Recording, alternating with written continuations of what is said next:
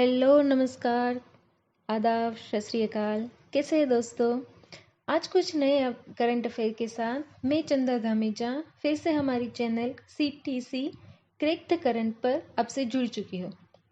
अभी तक आपने हमारे चैनल को सब्सक्राइब नहीं किया है तो जल्दी से सब्सक्राइब कर दीजिए और हाँ, पास में रहे बेल आइकन को भी प्रेस करना ना भूलें ताकि हमारे हर वीडियो की नोटिफिकेशन आपको मिलती रहे। आज से हम कुछ नया स्टार्ट करने जा रहे हैं।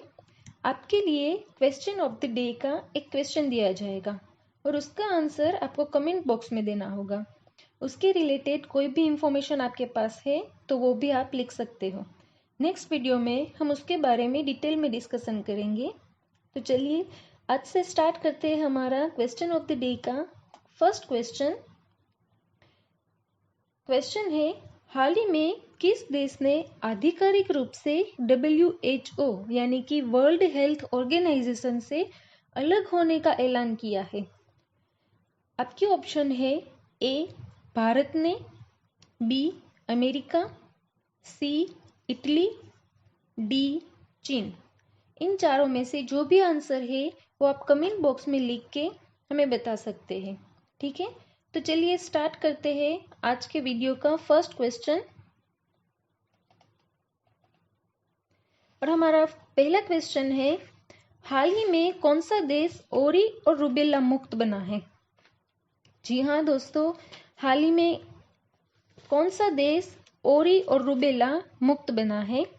हमारे ऑप्शन है ए मालदीव, बी श्रीलंका, सी ANB यानी मालदीव एंड श्रीलंका और डी जर्मनी।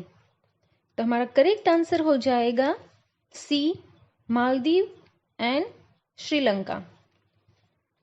मालदीव इन श्रीलंका हाल ही में ओरी और रूबेला मुक्त बना है और ये डिसाइड कौन करता है? ये डिसाइड WHO यानी वर्ल्ड हेल्थ ऑर्गेनाइजेशन करता है। ओरी और रूबेला मुक्त होने के लिए मालदीव और श्रीलंका में लास्ट 3 ईयर से एक भी ओरी और रूबेला का केस नहीं हुआ है। इसीलिए WHO ने इन दोनों कंट्री को ये जो बीमारी है उनसे मुक्त जारी कर दिया है। और हमारे भारत देश की बात करूं तो हमारे पास 1960 से यानी कि 1960 से हमारे पास ये दोनों रोगों की वैक्सीन है। फिर भी भारत में 36% लोग इस बीमारी का शिकार होते हैं। ये हमारे लिए बहुत शर्मजनक बात है, बट अभी क्या करें, जो है सिचुएशन उसका सामना करना पड़ता है। चलिए बढ़ते हैं हमारे नेक्स्ट क्वेश्चन की ओर। हमारा दूसरा क्वेश्चन है, फ्यूजिटिव इकोनॉमिक इंडेक्स एक्ट 2018 किसके अंतर्गत आता है? ऑप्शन है A ED, option B CBI, option C ANB यानी ED एंड CBI दोनों, ऑप्शन डी इनमें से कोई नहीं। तो इनकी बात करें तो हमारा पहले आंसर बता देती हूँ मैं। आंसर आएगा ED। Option A is correct answer. ED means enforcement directorate. Bank में से लोन लेकर जो बहुत बड़ी लोन लेते हैं और वो फिर लोन नहीं चुका पाते हैं तो उनके लिए ये एक्ट बनाया गया है। जैसे कि कोई बहुत बड़ी लोन ली है अपने, मान लो कि वो छोटी मोटी लोन नहीं होगी, 100 करोड़ से भी ज्यादा लोन, 100 करोड़ तक की लोन में ये एक्ट काम नहीं करेगा। 100 करोड़ से ज्यादा लोन किसी ने ली है और वो उसकी भरपाई नहीं कर पा रहा है तो उसके अंतर्गत ये एक्ट काम करेगा। उसमें क्या होगा कि जो भी ये 100 करोड़ से ऊपर जिसने लोन ली है उसने कुछ पेपर्स तो बैंक को सबमिट किए होंगे ना, तो उस पेपर्स को बैंक रख लेगी ये लोन नहीं चुकाने के लिए। ये जो लोन ली है वो अगर नहीं चुकाता है तो उसके पेपर्स बैंक जब्त कर लेगी और उसके बाद वो ईडी को दे दिए जाएंगे। यानी कि उसकी जो प्रॉपर्टी है वो ईडी के पास चली जाएगी और उस प्रॉपर्टी को अगर ईडी बेचना चाहे तो बेच भी सकता है, वो उसके साथ कुछ भी कर सकता है क्योंकि सामने वाले ने लोन पे नहीं किया है। और जो भी रकम है या फिर प्रॉपर्टी है वो डायरेक्टली किसके पास चली जाएगी? जो केंद्रीय सरकार है उसके अंतर्गत ये सारी प्रॉपर्टी और जो भी पैसे वो सब कुछ उसके अंतर्गत आ जाएगा। ठीक है। और ये एक्ट बाकी किन किन लोगों को हम लोग उस पे इम्प्लीमेंट कर सकते हैं? तो जाली स्टैंप या फिर जाली करेंसी के जो चक्कर होते हैं, या फिर चेक फ्रॉड, या फिर मनी लॉन्ड्रिंग, ये जो सारी बातें हैं वो इस एक्ट के अंतर्गत आती है। ठीक है, इतनी इंफॉर्मेशन मेरे पास थी तो मैंने आपसे शेयर की। तो चलिए बढ़ते हैं हमारे थर्ड क्वेश्चन की ओर। और हमारा थर्ड क्वेश्चन है, एग्रीकल्चर इंफ्रास्ट्रक्चर फंड की घोषणा किसने की है? जी हाँ, एग्रीकल्चर इंफ्रास्ट्रक्चर फंड की घोषणा किसने की है? हमारे ऑप्शन है, A Narendra Modi, B Amit Shah, C Narendra Singh Tomar and D Ramesh Pokhriyal. तो हमारा राइट आंसर हो जाएगा सी नरेंद्र सिंह तोमर। तो ये कौन है? तो ये हमारे कृषि मंत्री है। कृषि मंत्री ने हाल ही में जो आत्मनिर्भर भारत अंतर्गत 20 लाख करोड़ की घोषणा की है, उसके अंतर्गत एग्रीकल्चर इंफ्रास्ट्रक्चर को 1 लाख करोड़ का फंड दिया जाएगा। ऐसा हाल ही में जो कैबिनेट बैठक हुई थी उसमें तय किया गया है। और इस बात की इंफॉर्मेशन नरेंद्र सिंह तोमर ने दी है। नरेंद्र सिंह तोमर हमारे कृषि मंत्री है। तो बाकी सारे नाम है उसके बारे में भी हम कुछ डिटेल में जान लेते हैं। जैसे कि नरेंद्र मोदी है तो इसके बारे में तो सब लोग जानती है, वो हमारे पीएम है। अमित शाह है तो अमित शाह गृह मंत्री है। रमेश पोखरियाल तो रमेश पोखरियाल MHRD मिनिस्टर, यानी कि ministry of human resource development. तो जैसे कि मैं अभी क्या बोल रही हूँ कि कृषि मंत्री नरेंद्र सिंह तोमर, MHRD मिनिस्टर रमेश पोखरियाल, इस तरह से आप बोलेंगे तो आपको नाम के साथ जो पद है वो भी याद रह जाएगा। आप सिर्फ नरेंद्र सिंह तोमर मत बोलिए, कृषि मंत्री नरेंद्र सिंह तोमर इस तरह से बोलिए, ताकि आपको जो नाम और पद है उसके बारे में अलग से एक टॉपिक करना ना पड़े, साथ में ही हमारा दोनों टॉपिक कंप्लीट हो जाएगा। ठीक है, चलिए बढ़ते हैं हमारे नेक्स्ट क्वेश्चन की ओर। हमारा फोर्थ क्वेश्चन है, बेड बैंक का प्रस्ताव किसने रखा है? जी हाँ दोस्तों, गुड बैंक तो सुना था, बट बेड बैंक क्या होता है चलिए जानते हैं। पहले ऑप्शन देख लेते हैं। Option A Indian bank association, option B SBI, option C yes bank, option D ICICI। तो हमारा करेक्ट आंसर हो जाएगा इंडियन बैंक एसोसिएशन। तो चलिए अब बेड बैंक के बारे में भी कुछ जान लेते हैं। तो बेड बैंक में अभी जो कोविड-19 की महामारी चल रही है, तो कोविड-19 के कारण NPA बढ़ सकता है। अभी NPA क्या होता है? तो NPA means non performing asset. ये बेड बैंक है, एक प्रकार की एसेट रिकंस्ट्रक्शन कंपनी है। ये दूसरी बैंक से जो लोन ली है, अगर वो लोन पे नहीं कर पा रहे हैं तो उसकी लोन ये बेड बैंक को ट्रांसफर कर दी जा रही है। यानी कि मैं अगर सिंपल भाषा में बोलूँ तो मान लो कि मैंने 50 लाख की लोन ली है और अभी जो कोरोना की महामारी चल रही है, तो मेरा जो वर्क है या फिर मेरा जो बिजनेस है वो अच्छी तरह से नहीं चल रहा है, तो मैं बैंक को बोलूँगी कि अभी मेरे पास इतनी पॉसिबिलिटी नहीं है कि मैं ये 50 लाख का लोन पे कर सकूँ आपको। तो उसकी वजह से ये जो मैंने मान लो कि SBI से लोन ली है, तो SBI को मैंने ऐसा बोल दिया कि चलो भाई मैं आपका लोन पे करने के लिए पॉसिबल नहीं हूँ, मेरे पास इतना पैसा नहीं है कि मैं आपका लोन पे कर सकूँ। तो SBI क्या करेगा, ये बेड बैंक को मेरा जो पेपर है वो पास कर देगा और मेरी लोन बेड बैंक के पास चली जाएगी। अब बेड बैंक क्या करेगी, उसके पास दो ऑप्शन रहेंगे। एक ऑप्शन कि वो मुझे बोले कि आप अच्छी तरह से ये लोन पे कर दो, बट मेरे पास तो पैसे नहीं है तो मैं क्या करूंगी। उसके पास एक ऑप्शन ये रहेगा कि वो मेरी प्रॉपर्टी बेच सकता है, ऐसा भी कर सकता है। और दूसरा ऑप्शन उसके पास ये रहेगा कि वो मुझे कुछ पैसे और उधार दे और बोले कि आप अपना जो बिजनेस है वो वापस स्टार्ट करो और उसके बेस पर आपको जो एक्स्ट्रा इनकम होती है उसमें से आप हमारा लोन पे करो। तो हमारे पास ये दो ऑप्शन हो जाएंगे जो हमें बेड बैंक देंगी। तो ये बेड बैंक के बारे में एडिशनल इंफॉर्मेशन थी। आपको सिर्फ इतना ही याद रखना है कि इंडियन बैंक एसोसिएशन ने ये प्रस्ताव रखा है बेड बैंक का। वन लाइनर क्वेश्चन है, बाकी की जो एडिशनल इंफॉर्मेशन मैंने दी है वो आपको बेड बैंक जो वर्ड है उसके बारे में मैंने आपको समझाने की कोशिश की है। ठीक है, चलिए बढ़ते हैं हमारे नेक्स्ट क्वेश्चन की ओर। और हमारा 5th नंबर का क्वेश्चन है, कारण फॉर क्या है। जी हाँ, आपको एग्जाम में सिर्फ इतना ही क्वेश्चन दिया जाएगा कि कारण फॉर क्या है। चलिए पहले हमें ऑप्शन जान लेते हैं। हमारा ऑप्शन ए गन्ने की जात है, ऑप्शन बी रुई की जात है, ऑप्शन सी मूंगफली की जात है, ऑप्शन डी गेहूं की जात है। तो हमारा राइट आंसर हो जाएगा ऑप्शन ए गन्ने की जात है। तो चलिए अब कारण फॉर के बारे में भी कुछ जान लेते हैं।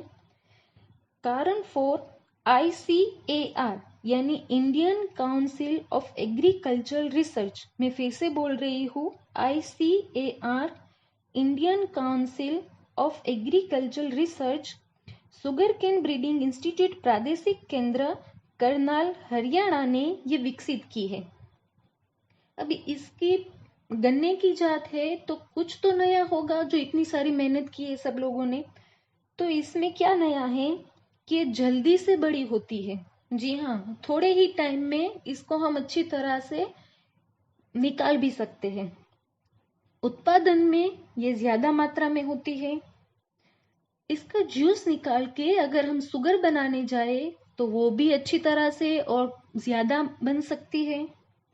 इसमें कीड़े लगने की कोई परेशानी नहीं है और हर मौसम में उगाई जाती है। ये सबसे बड़ा प्लस पॉइंट है। यस, ये गन्ने की जात हर मौसम में उगाई जा सकती है, तो ये सबसे बड़ा प्लस पॉइंट है। तो उसके आधार पर शायद ये एग्जाम में आ सकता है। चलिए बढ़ते हैं नेक्स्ट क्वेश्चन की ओर।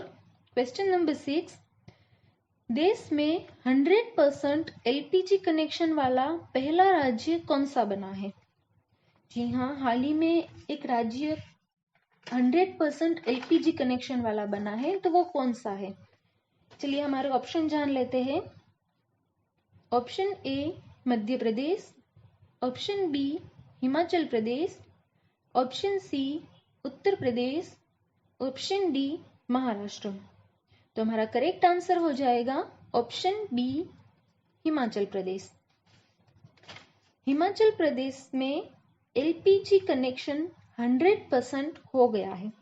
जैसा कि आप लोग जानते हैं कि अभी भारत में उज्ज्वला योजना लागू की गई थी।